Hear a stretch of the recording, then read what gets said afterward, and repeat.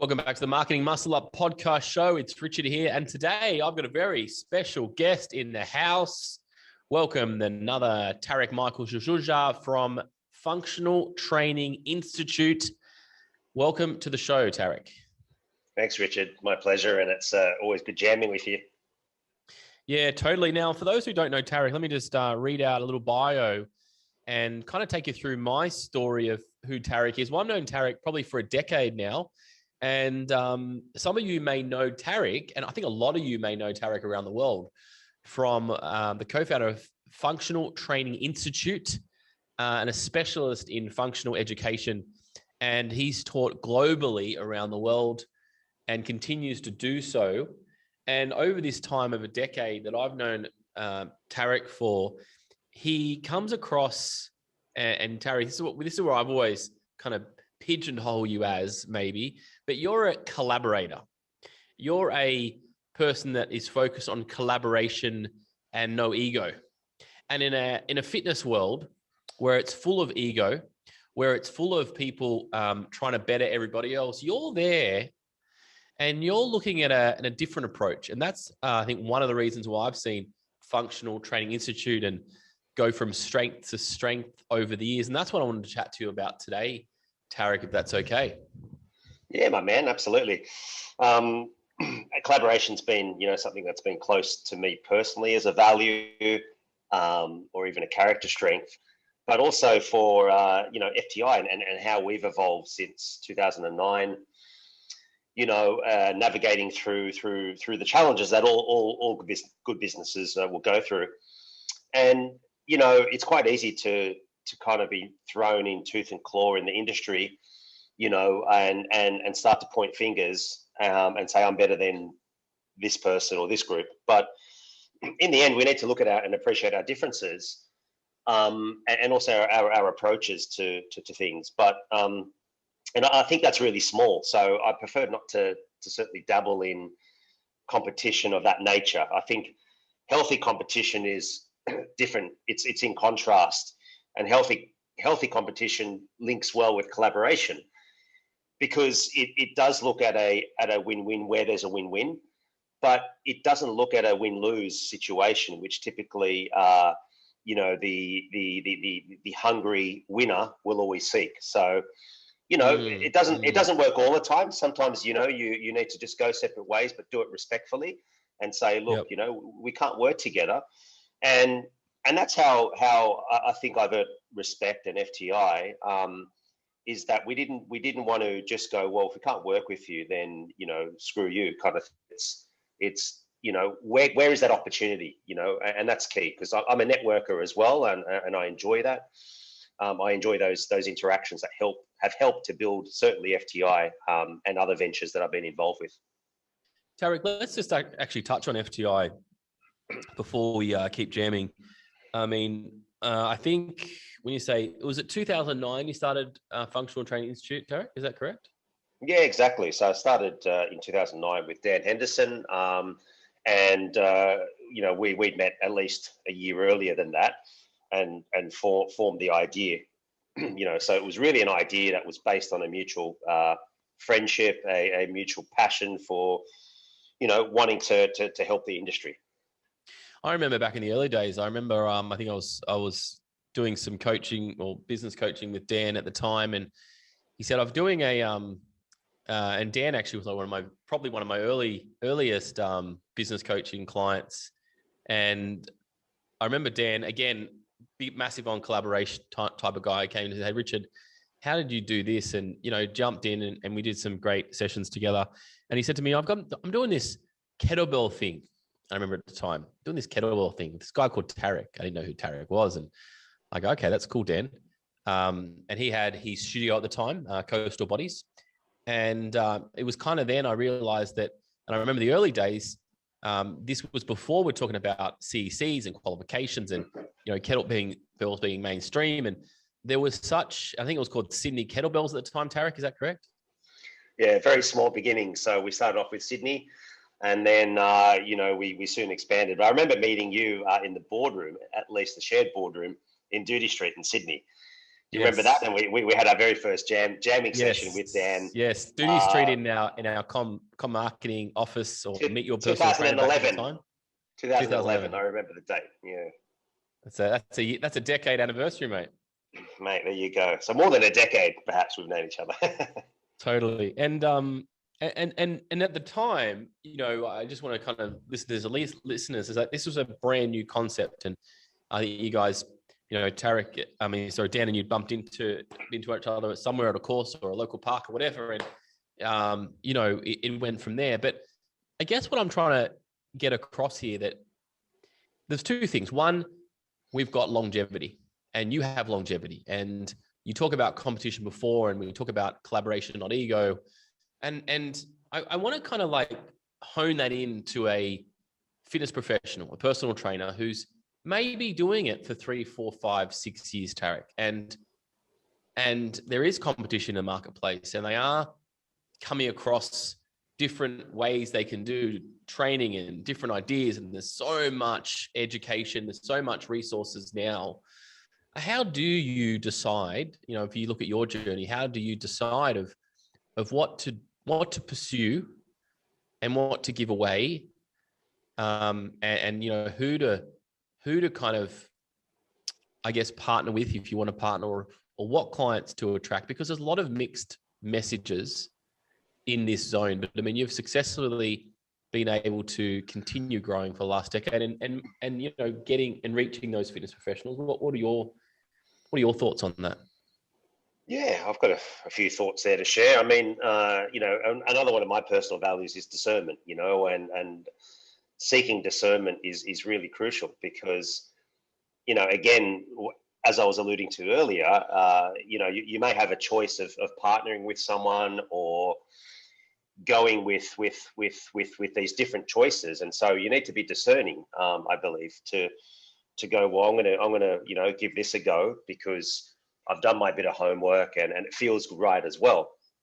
So I think discernment, I think the landscape's changed dramatically. We know that.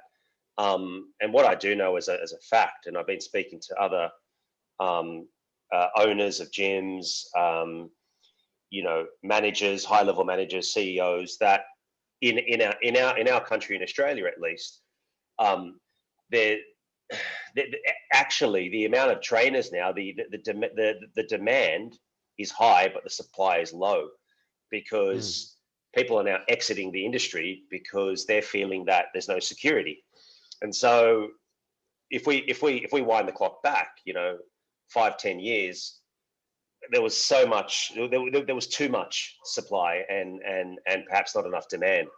So I kind of think the competition now is somewhat reduced in that sense. I define it as healthy competition, and I think there's more of a need for trainers and coaches to get into the industry and get into the exciting, evolving industry that it is, because it's not just the fitness now; it's allied health coming together with fitness, and we can perhaps talk further to that, Richard, in a moment. But I draw on another value here, which is resilience. And I do feel that the fitness, the health professional, call it movement specialist, needs resilience. And that's been very evident in the last 20 months. Without that resilience, it's very hard, because mandates are coming, and what have you, and they've come, and we hope that they ease off and eventually everything goes back to some form of normal. But in the meantime, in addition to collaboration, which I think is more pertinent than ever, there's resilience, and the resilience to overcome those challenges. However, within that resilience, there's that flexibility. I believe, to be still flexible, not rigid in the resilience, but flexible in that resilience. And therefore, my third key value that I believe health and fitness professionals need is adaptability. So resilience, collaboration, adaptability, I feel are three really powerful character strengths that trainers can perhaps call on. Wow, really good insights there. And you're right, over this period here, there's that you've had to make at this point. You would have had to make a lot of decisions in your fitness business, a lot of decisions if you want to continue or stop or pause or not accept a mandate or decide to leave. And there's so many people that have, made that clear and evident. And,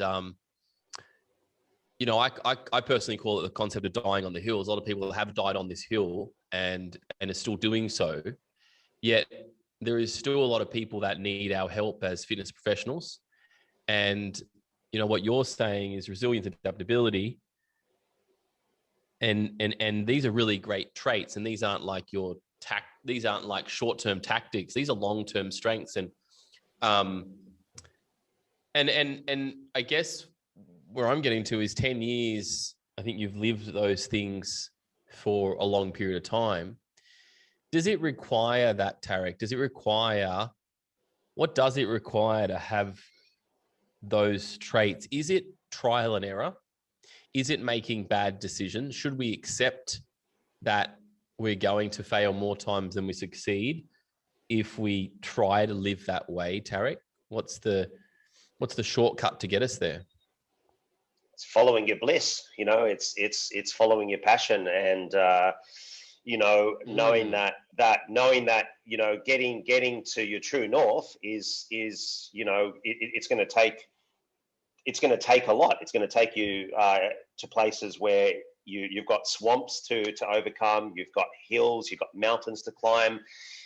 Everyone thinks true north so easy to get to, but think of it as traversing, at times inevitably tricky terrain, difficult terrain, the swamps. You've got everything from mountains to climb, and it's not all rosy. And I could tell you that hasn't been necessarily a 10 years of rosy. I've thoroughly enjoyed it. I've grown and I continue to grow, but I'm certainly not going to give the advice that, hey, it's all rosy and you can get to your true north quite easily, because it does take, as I mentioned, those character strengths, and then many others too. Everyone would have their own unique character strengths. These are just what I've observed, especially the last 18 months. So hopefully that kind of gives you somewhat of an answer, is follow your bliss, follow your passion, and don't look back all the time. It's no point looking over your shoulder and going, oh, they're close behind me, because that's fear. And so we want to draw away from fear, and that kind of competition is based on fear. Healthy competition isn't based on fear. That's the key difference, I feel. Yes, very interesting, guys. This is great. Bliss, passion, follow that, and that will kind of get you through that terrain as you're talking about. Tarek, quick question before I move to my next one. Let's talk about FTI. Back to FTI for a second. How many thousands of students have you taken through that program and still continue to do? Any idea? Yeah, good question. I mean, as we discussed earlier, the kettlebell course, it was a single course, face to face. There was no online, at least for us, back in 2009.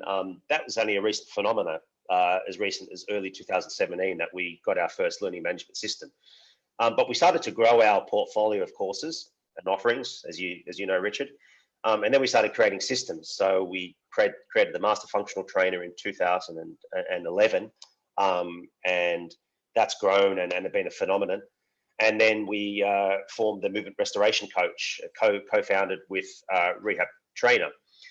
So if you look at the net effect of how many people have gone through our courses online, face-to-face, globally, it would be in the thousands. I mean, I can't on this call give an exact figure, but certainly in the thousands that we've been able to impact since 2009.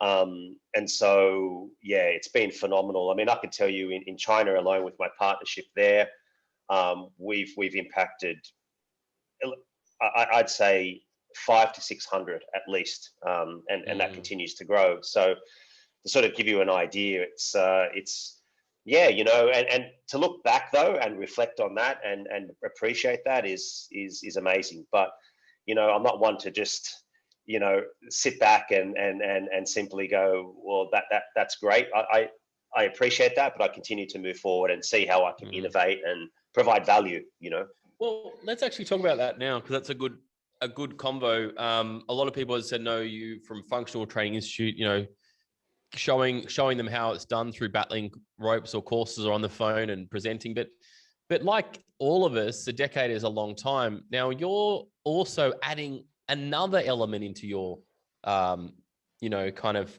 bag of tricks, should I say? And that's a program that you've got called Legacy.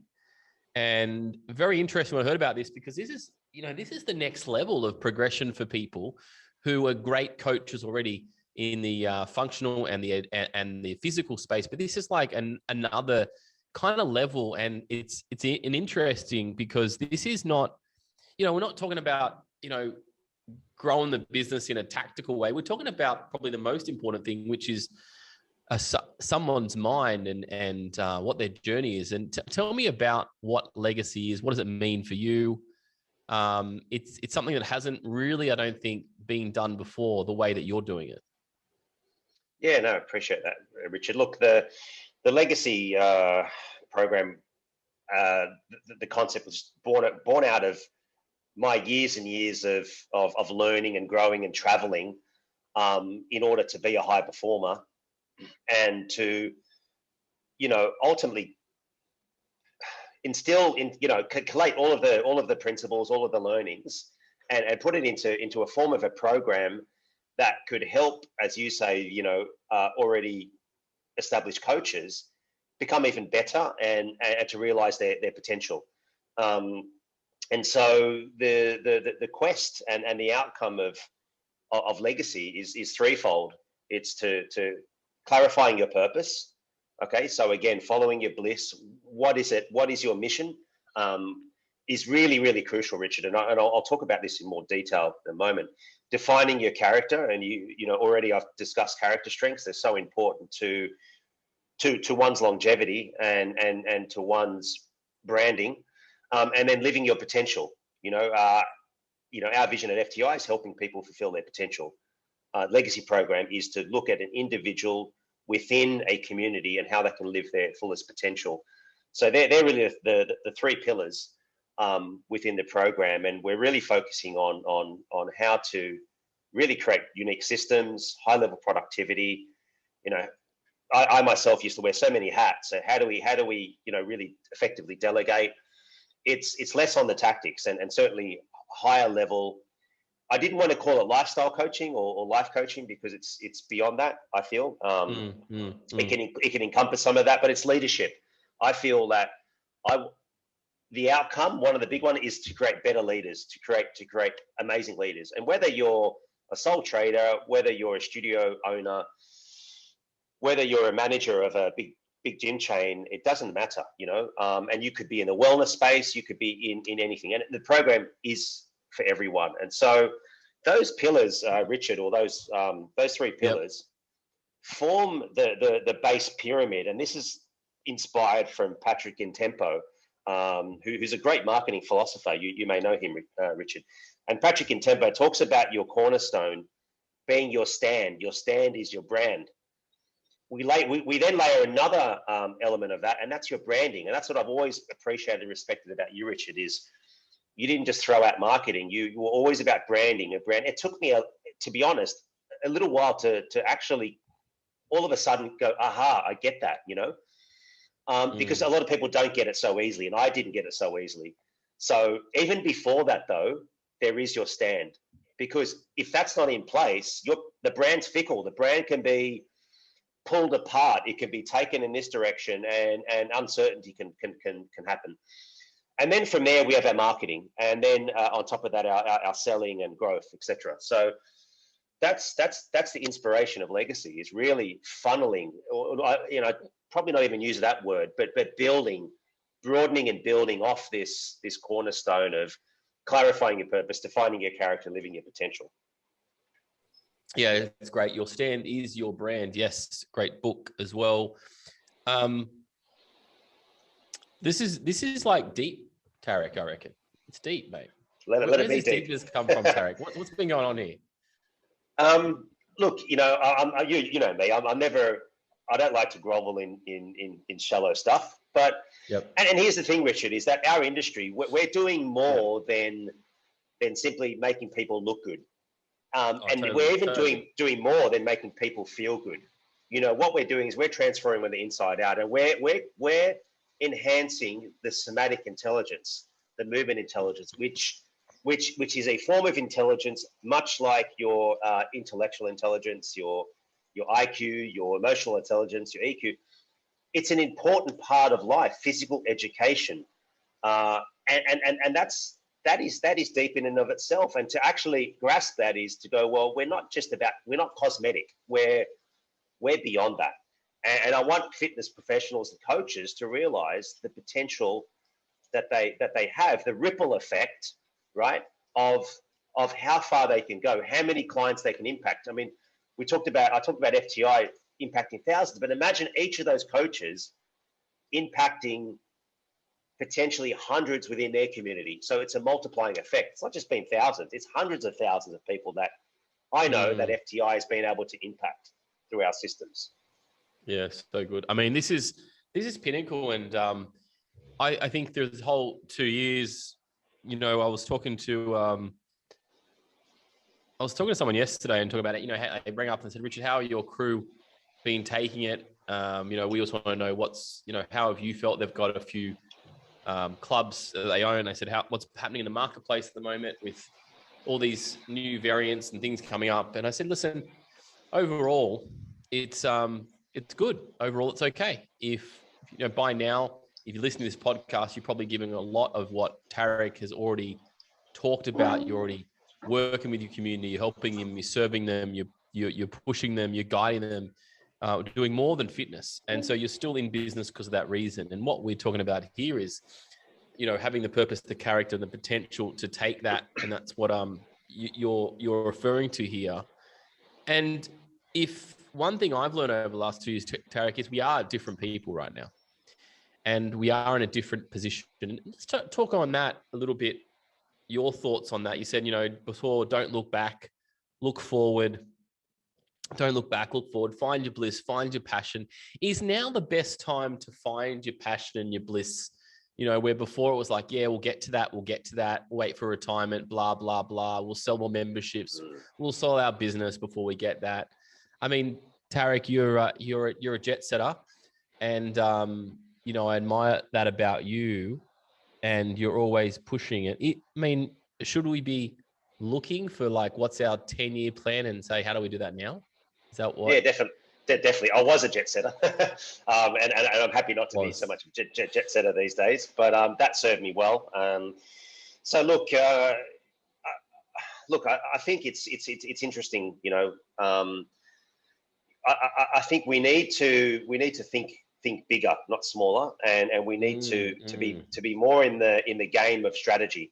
And so I think there's a tremendous opportunity, Richard, for people to reflect and go, well, you know, what served me well then? Is it serving me well now? And will it serve me well into the future?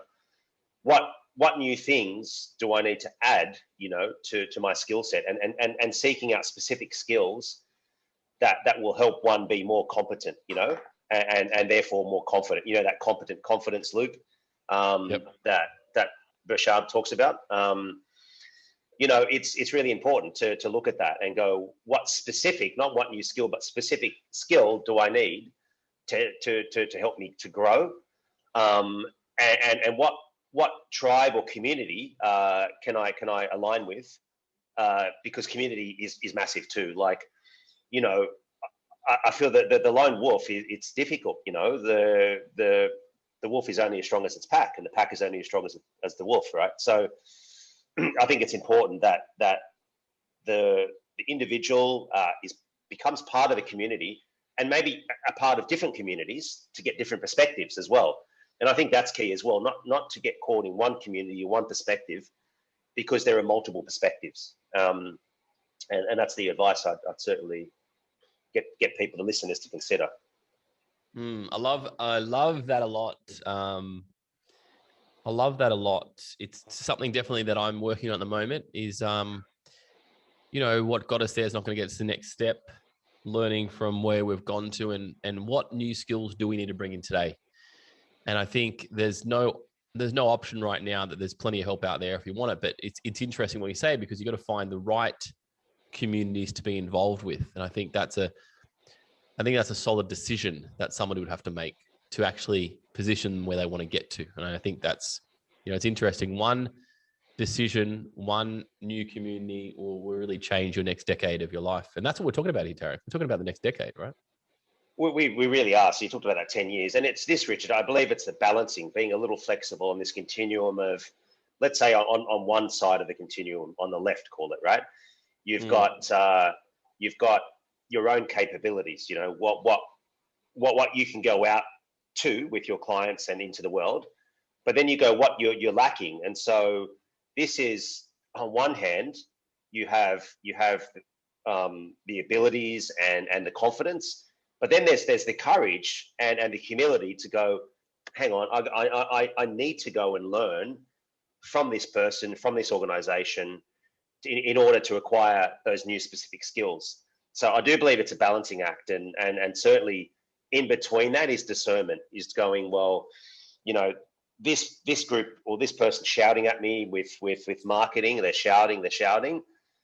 Am I going to get lured in, or should I do my research? And people are different in their decision making. Some people will get a referral and say, Richard told me about this course. I want to do it too, and so they trust that person. Others will do their research because they're more knowledge seeking. Others may be more impulsive, and I'd suggest people not to be too impulsive. I mean, here I am. I sell programs, but I don't allow people to really be impulsive. Like I would say to them, look, does this sit well within your heart space and your head space? If you need to talk to someone, talk.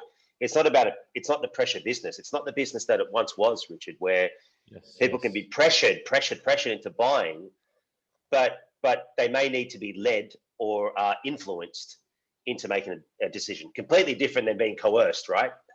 Yes. Led or influence. I love that. Guys, this is great. Hope everybody's enjoying this high-end strategy. I certainly love a good strategy, Tarek, that's for sure. That is my game. Big strategy. I love it. Love it. Now, Tarek, listen, we could jam all day, which we will get and have some more conversations, but because it's the end of 2021 and, you're definitely an impactor in this industry, I would like to know from your viewpoint, what do you think the future is for, what do you think the opportunities, we should say? What are the opportunities in 2022, I should say, if you're a fitness professional, if you're in the game of growth and fitness, what's the opportunities that you're seeing from your desk? Yes.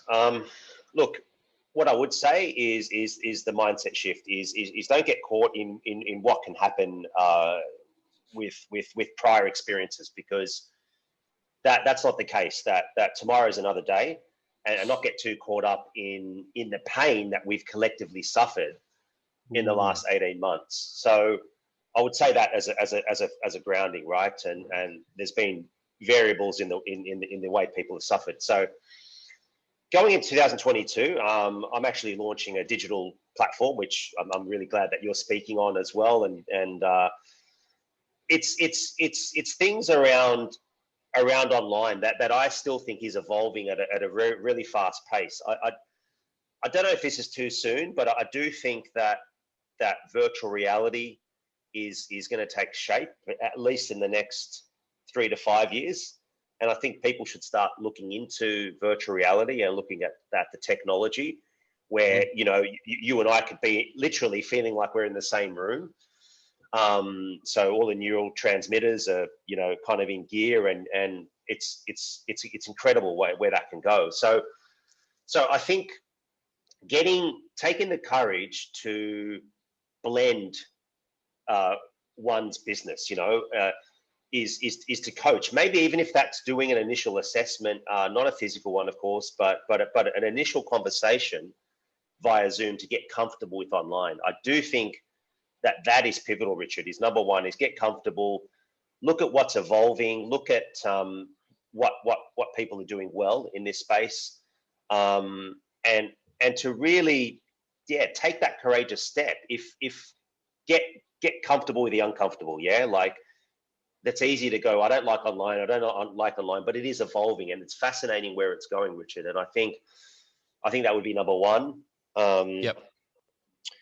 number two is as I said with collaboration, we discussed is collaborate. Look at opportunities, and what I mean by that is you may be simply liking your one-on-one coaching, but what about if you collaborated with someone who does group training? Like have a conversation. What are the possibilities? A nutrition coach. Go out there and network and reach out to others who are doing different things who could complement what you do, rather than thinking you can do it all on your own. You may add additional diversifications to your business, but again, try not to dilute the number one thing that you're doing well. And collaborate, and be clear though, when you collaborate, get an agreement together. I mean, I've learned the hard way, okay? Put it in writing. Always, everything in writing. Make sure it's a win-win scenario. They read through it. I'm not talking about a legality document. I'm talking about a mutual agreement that does get signed off. Yeah, that's probably what I'm thinking, Richard. That there's probably some other things there, but that's what I'm getting at. That's what I'm feeling to share with the group. Love it, Tarek. That's been outstanding. It's been awesome, and look forward to continuing these strategy conversations, because I always like when people have been in the game of doing for a decade. People have been reflecting and seeing, and I think that's my lesson as well, just to add on to that, is that in a period of uncertainty over the last 2 years, my concept is see who has come out of this period in a better shape they went in. See who's actually grown from this, because to me, there's the clues for success. There's what's happened, because as you're saying, they're taking on the blissfulness, they're looking at the opportunities, they're collaborating, and because you have to in this time, because it's all uncharted territories. But I think the one thing that I like about it is that one of the first things that I always ask Tarek about anybody, I said, tell me about your background, what you've done. And so it doesn't matter if you've been out of the industry or in the industry, it doesn't matter, but what have you done the last decade that's going to help you to move to the next decade? And, as we wrap out 2021, start thinking about, what are those skill sets? What are those number one things that you've been talking about, Tarek? What's your bliss? And that will definitely always get you to the finish line and beyond. Tarek, listen, quick plug. Where can people, I mean, we know about Functional Training Institute, but tell us about Functional, tell us about Legacy. Where can people find out more? Look, if you're leaving any links, Richard, it's, legacybytarek.com would be one. You could find me also on I suppose, Instagram, which is Coach Tarek. So that's affectionately how I'm known these days, Coach Tarek. And then there's functionaltraininginstitute.com as well. That would be probably the surest way, Richard. But I love this stuff, and would love to continue to contribute and think. This is more about thinking at a higher level, but it's within everyone's grasp. And I feel that if we're just skimming the surface, then our business will be skimming the surface and everything else. But if we want to go above and higher and soar to new heights, our thinking needs to be a lot larger. Thinking about like looking at the forest rather than just the trees, because it's so much more. You get more visibility. We love that visibility. Love it, guys. If you have enjoyed this episode, definitely go say hello to Tarek on IG. Give him some love, and most importantly, have you enjoyed this, just share the episode and say, hey, share this episode with your friend, colleague, and tell them what you liked about the episode.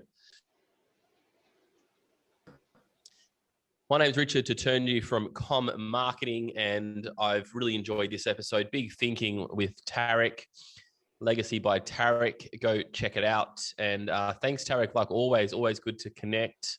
And it's been a little bit since we last connected, but definitely you made up for lost times, Tarek. Really have, and I enjoy these episodes and these discussions, and love your work, Richard. So keep it up, and shout out to the audience. Keep growing and keep learning from the great man Richard and others who share in his philosophies and beyond. Thanks, Tarek. See you guys. We'll catch you next time on the Marketing Muscle Up podcast show.